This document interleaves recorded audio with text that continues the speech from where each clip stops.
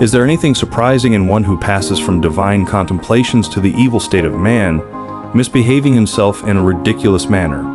If, while his eyes are blinking and before he has become accustomed to the surrounding darkness, he is compelled to fight in courts of law or in other places about the images or the shadows of images of justice, and is endeavoring to meet the conceptions of those who have never yet seen absolute justice.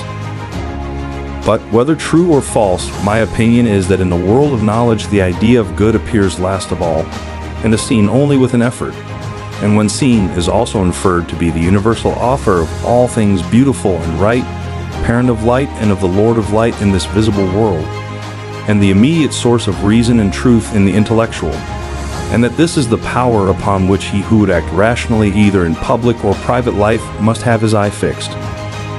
When he remembered his old habitation, and the wisdom of the den and his fellow prisoners, do you not suppose that he would felicitate himself on the change and pity them?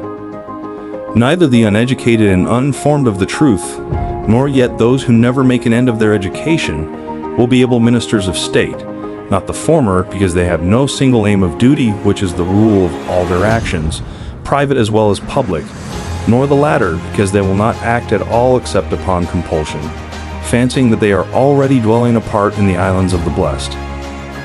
He will require to grow accustomed to the sight of the upper world, and first he will see the shadows best, next the reflections of men and other objects in the water, and then the objects themselves. Then he will gaze upon the light of the moon and the stars and the spangled heaven, and he will see the sky and the stars by night better than the sun or the light of the sun by day. Look again and see what will naturally follow if the prisoners are released and disabused of their error. At first, when any of them is liberated and compelled suddenly to stand up and turn his neck round and walk and look towards the light, he will suffer sharp pains. The glare will distress him, and he will be unable to see the realities of which in his former state he had seen the shadows, and then conceive someone saying to him that what he saw before was an illusion, but that now when he is approaching nearer to being and his eye is turned towards more real existence, he has a clearer vision. What will be his reply? Anyone who has common sense will remember that the bewilderments of the eyes are of two kinds and arise from two causes, either from coming out of the light or from going into the light, which is true of the mind's eye, quite as much as of the bodily eye. You must not wonder that those who attain to this beatific vision are unwilling to descend to human affairs, for their souls are ever hastening into the upper world where they desire to dwell, which desire of theirs is very natural, if our allegory may be trusted. The power and capacity of learning exists in the soul already, and that just as the eye was unable to turn from darkness to light without the whole body, so too the instrument of knowledge can only by the movement of the whole soul be turned from the world of becoming into that of being, and learned by degrees to endure the sight of being, and of the brightest and best of being, or in other words, of the good. If I am right, certain professors of education must be wrong when they say that they can put a knowledge into the soul which was not there before, like sight into blind eyes. I showed, not in word only but in deed, that if I may be allowed to use such an expression, I cared not a straw for death, and that my great and only care was lest I should do an unrighteous or unholy thing. And now, Athenians, I am not going to argue for my own sake, as you may think, but for yours, that you may not sin against the God by condemning me, who am his gift to you. This, O men of Athens, is the truth and the whole truth. I have concealed nothing, I have dissembled nothing. A man who is good for anything ought not to calculate the chance of living or dying.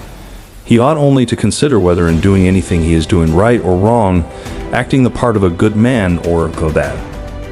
I am that gadfly which God has attached to the state, and all day long and in all places am always fastening upon you, arousing and persuading and reproaching you. I am certain, O men of Athens, that if I had engaged in politics, I should have perished long ago and done no good either to you or to myself. When I began to talk with him, I could not help thinking that he was not really wise, although he was thought wise by many and still wiser by himself. For the fear of death is indeed the pretense of wisdom, and not real wisdom, being a pretense of knowing the unknown. And no one knows whether death, which men in their fear apprehend to be the greatest evil, may not be the greatest good. God only is wise, and by his answer he intends to show that the wisdom of men is worth little or nothing.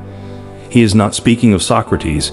He is only using my name by way of illustration, as if he said, he, O men, is the wisest, who, like Socrates, knows that his wisdom is in truth worth nothing. Someone may wonder why I go about in private giving advice and busying myself with the concerns of others, but do not venture to come forward in public and advise the state. I will tell you why. You have heard me speak at sundry times and in divers places of an oracle or sign which comes to me, and is the divinity which Meletus ridicules in the Indictment. This sign, which is a kind of voice, first began to come to me when I was a child. It always forbids but never commands me to do anything which I am going to do. This is what deters me from being a politician. I go about the world, obedient to the God, and search and make inquiry into the wisdom of anyone, whether citizen or stranger, who appears to be wise. And if he is not wise, then in vindication of the oracle I show him that he is not wise, and my occupation quite absorbs me, and I have no time to give either to any public matter of interest or to any concern of my own, but I am in utter poverty by reason of my devotion to God.